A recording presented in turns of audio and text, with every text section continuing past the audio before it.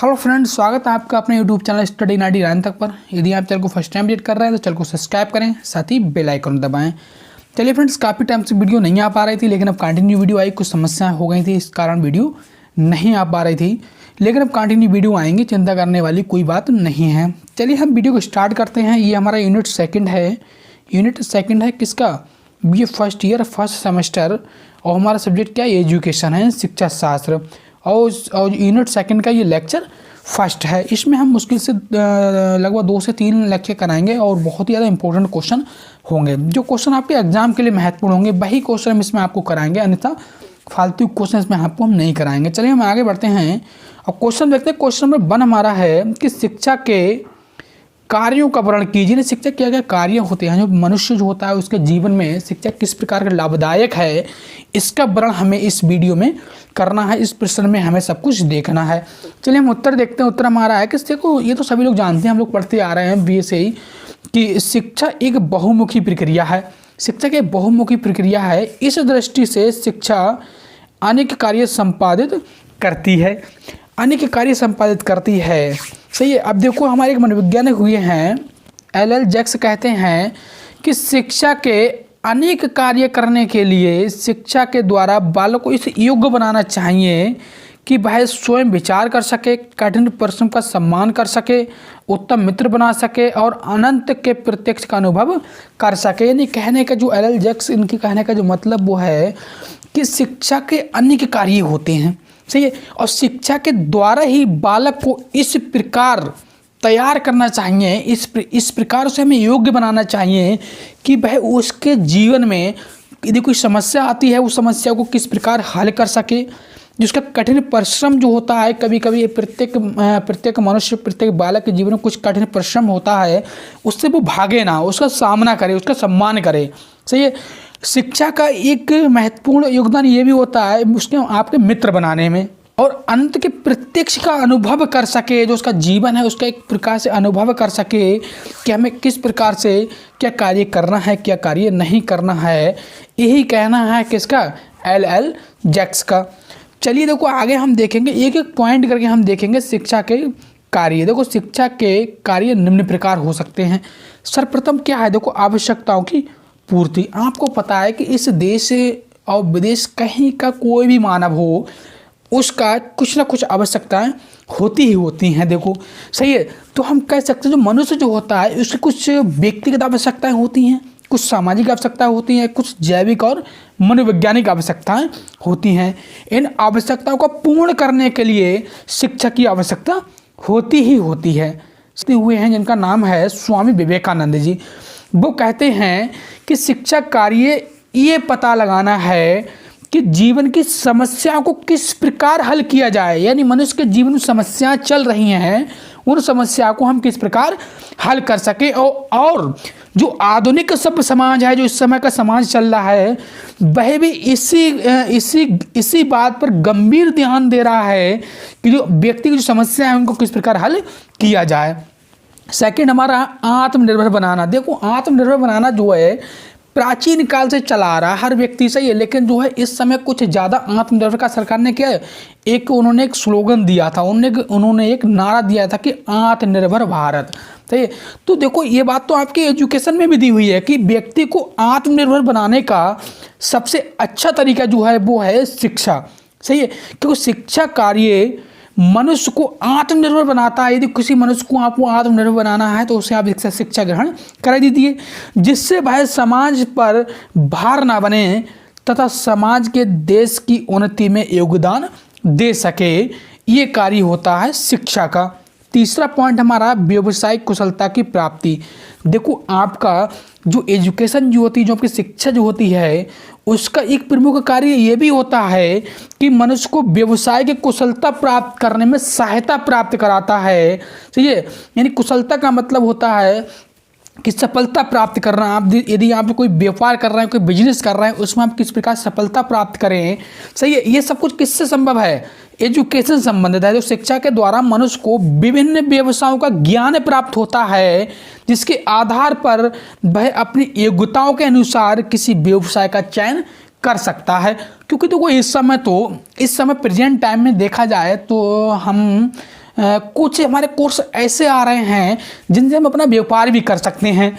इस प्रकार हम कह सकते हैं कि व्यवसायिक कुशलता की प्राप्ति का एकमात्र साधन जो है वो आपका एजुकेशन है, यानी कि शिक्षा है।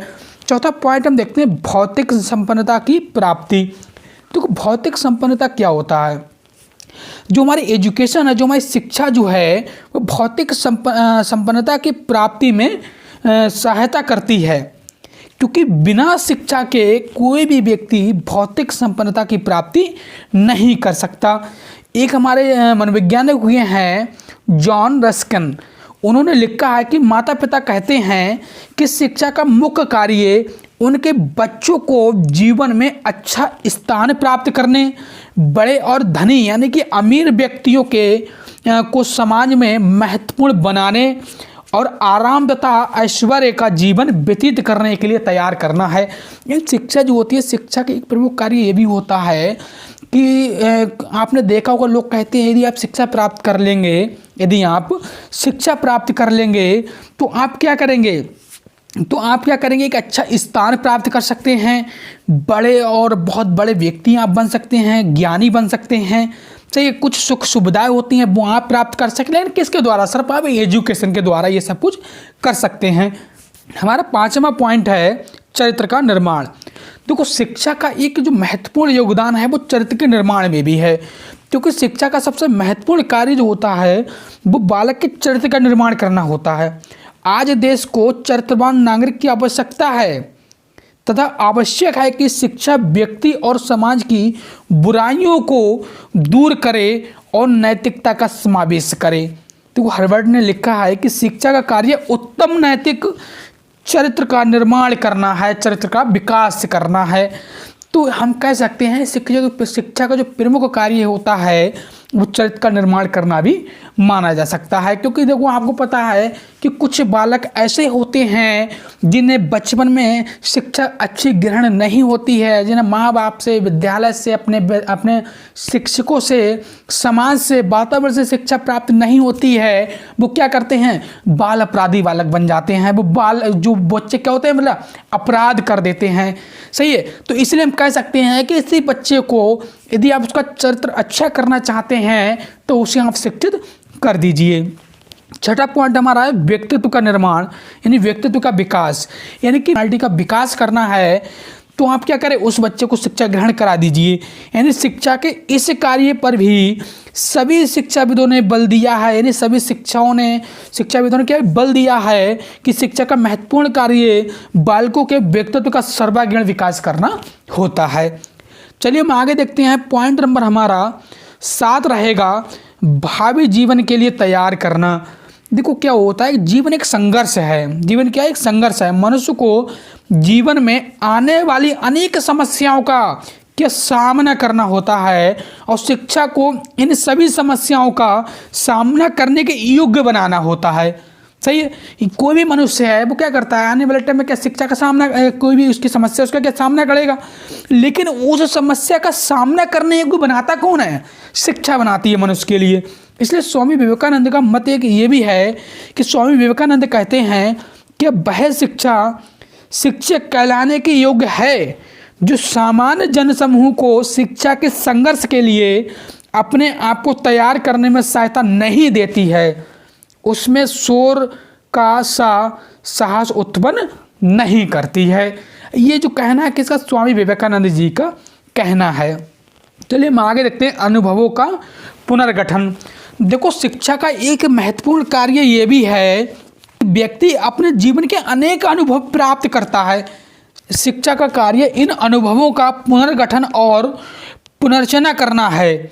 शिक्षा के इस कार्य के आधार पर ही व्यक्ति अपनी भावी प्रगति के लिए अतीत का उपयोग करता है। यानी कहने का तात्पर्य ये है, कोई भी व्यक्ति है, मान लो यदि आपने कोई पहले व्यापार किया है और आप उस व्यापार में क्या हुआ, असफल हो गए, यदि आप वही व्यापार दोबारा करना चाहते हैं तो आपके पास में पूर्व अनुभव होगा, पहले का अनुभव होगा कि आप उस व्यवसाय, उस बिजनेस में क्यों असफल हुए, तो आप वो बिजनेस क्या करेंगे, अच्छी तरीके से कर पाएंगे, क्योंकि आपको पता होगा यदि हम ये गलती करेंगे तो हम इसमें असफल हो सकते हैं। इसलिए हम कह सकते हैं कि अनुभवों का पुनर्गठन जो होता है वो शिक्षा के द्वारा ही संभव है। चलिए आगे हम देखते हैं, हमारा नमा है वातावरण के अनुकूल। देखो कभी कभी ऐसा होता है व्यक्ति में वातावरण के अनुकूल की क्षमता उत्पन्न करना शिक्षा का कार्य होता है, क्योंकि हमेशा वातावरण के अनुकूल व्यक्ति को रहना चाहिए, कुछ स्थिति में रहना चाहिए। ये नहीं कि हमेशा आप वातावरण के अनुकूल ही, कोई चीज़ गलत है तब भी आप उसको गलत कह रहे हैं, ठीक है, ऐसा नहीं होना चाहिए। हमारे मनोवैज्ञानिक हुए हैं थॉमसन ने लिखा है कि वातावरण शिक्षण है, वातावरण शिक्षक है। वातावरण क्या है? वातावरण शिक्षक है और शिक्षा का कार्य छात्र को उस वातावरण के अनुकूल बनाना है जिससे वह जीवित रह सके और अपनी मूल प्रवृत्तियों को संतुष्ट करने के लिए अधिक से अधिक संभव अवसर प्राप्त कर सके। यानी कहने का तात्पर्य यह है कि जो छात्र जो है उसको इस प्रकार हमें बनाना है कि जिस वातावरण में वो रह रहा है उस वातावरण में वो जीवित रह सके और उसकी जो व्यक्तिगत और सामाजिक जो उसकी आवश्यकताएं हैं वो उन्हें प्राप्त कर सके। चलिए आगे देखते हैं वातावरण का रूपांतरण। वातावरण का रूपांतरण क्या होता है कि शिक्षा का कार्य व्यक्ति के वातावरण का रूपांतरण करने या उसमें सुधार करना भी है। वातावरण के अनुकूल ऐसा भी होता है कभी कभी यदि कोई चीज़ गलत है तो उसे सुधारना भी चाहिए। और जो व्यक्ति सुधारता है किसके द्वारा सुधारेगा? जो व्यक्ति शिक्षित होगा वही किसी गलती को समझ सकता है। वीडियो को पसंद आए तो वीडियो को लाइक करें, कमेंट करें, शेयर करें। इस वीडियो को अधिक से अधिक अपने फ्रेंड सर्कल में शेयर करें। जय हिंद दोस्तों, वंदे मातरम।